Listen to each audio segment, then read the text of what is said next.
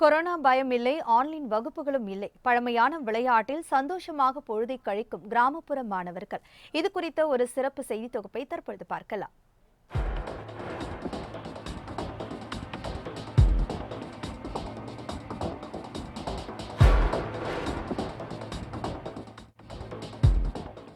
Corona பாதிப்பு காரணமாக கடந்த 6 மாதங்களுக்கும் மேலாக உலகமே முடங்கி போய் உள்ள நிலையில் பள்ளி கல்லூரிகள் அனைத்தும் மூடப்பட்டுள்ளன. கொரோனா பாதிப்பு குறைந்து தமிழகத்தில் படிப்படியாக இயல்பு நிலை திரும்பி வரும் நிலையில் நகர்ப்புறங்களில் பள்ளியில் படிக்கும் மாணவ மாணவிகள் ஆன்லைனில் கல்வி பயின்று வருகின்றனர்.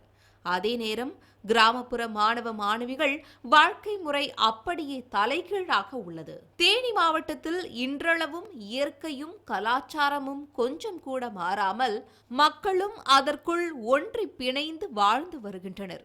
இன்னமும் அங்குள்ள குட்டி குட்டி கிராமங்களில் செல்போன் என்றாலே என்ன என கேள்வி கேட்பவர்கள் ஏராளம்.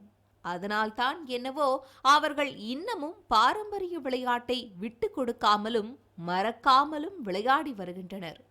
ஆண்டிப்பட்டி தாலுகாவில் உள்ள மலைகள் சார்ந்த கடமலை மற்றும் மயிலை ஒன்றிய பகுதிகளில் உள்ள மாணவ மாணவிகள் பெரும்பாலும் அரசு பள்ளிகளிலேயே படித்து வருகின்றனர்.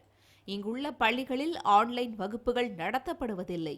அதே நேரம் போதுமான இணையதள வசதி இல்லாததால் தனியார் பள்ளி மாணவர்களும் ஆன்லைன் வகுப்புகளில் பங்கேற்க முடியாமல் போகிறது.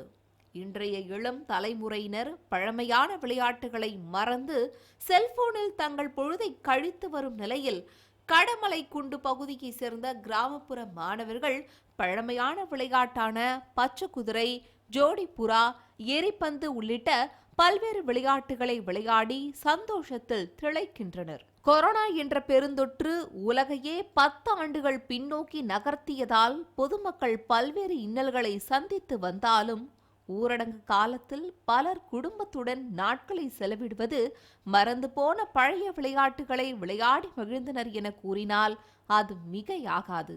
மாலை முரசு செய்திகளுக்காக தேனி மாவட்ட செய்தியாளர் அசோக்குமார் மற்றும் சிவசங்கரி.